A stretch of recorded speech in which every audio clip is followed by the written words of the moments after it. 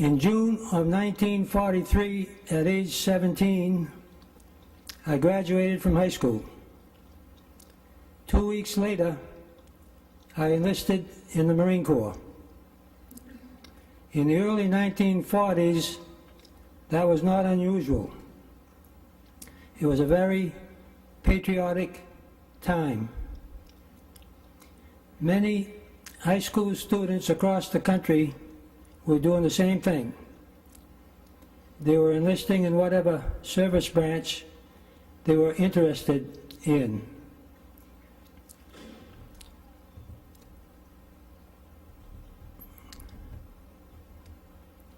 After completing basic training at Parris Island in South Carolina, I was sent to Camp Pendleton at Oceanside, California, where a new unit, the 5th Marine Division, was just beginning to form.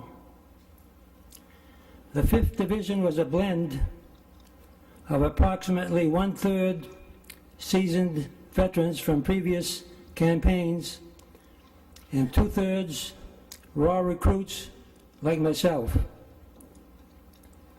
I was very fortunate to join the 5th Division just as it was forming. I got the benefit of over a year's intensive training, first at Camp Pendleton and then at Camp Tarawa on the Big Island of Hawaii. After the initial terror that everyone goes through, we all started doing what we had trained to do. I did gain the respect of the boys around me. That's all I needed then, and that respect has sustained me to this day. It's really all I ever needed.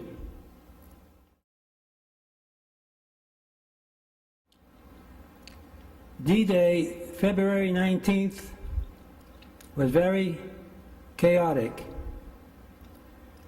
Under extremely heavy enemy fire, whole platoons were getting lost. By that I mean they were not in the position they were designated to be in. Iwo is a small island. The Japanese had coordinates for every square foot of the island. Heavy artillery coming down from the northern end of the island, along with light and heavy mortars coming from Suribachi on our left and Motoyama Airfield Number 1 on our right, were zeroed in on all units. We were attacking from east to west, and we were being fired upon from both the north and the south, and both the north and the south were at higher elevations than we were.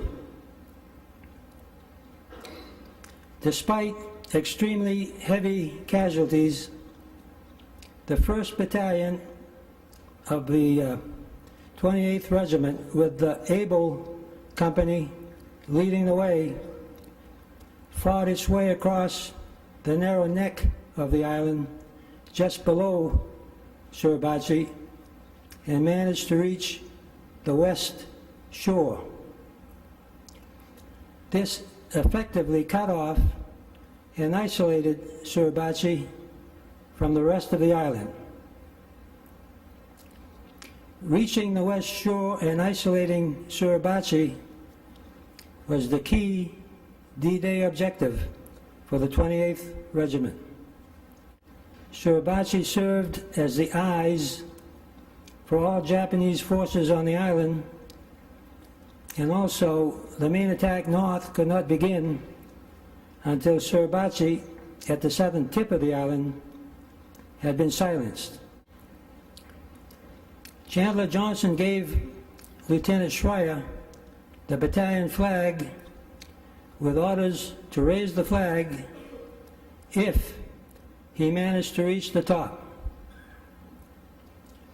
Lieutenant Schreier had much more important things to do than carry a flag, so he handed the flag to me to carry. Lieutenant Schreier avoided the path to the top that the Japanese had obviously been using. He chose a more circuitous route. Now, based on the intense opposition we had just faced in the long 4-day struggle to reach the base of Suribachi, every man in the platoon fully expected an ambush every step of the way.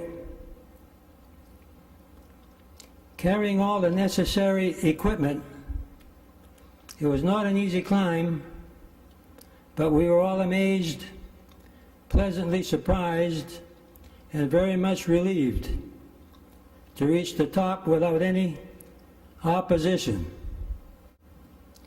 The flag was raised by Lieutenant Schreier, Sergeant Hank Hansen, Platoon Sergeant Boots Thomas, and myself.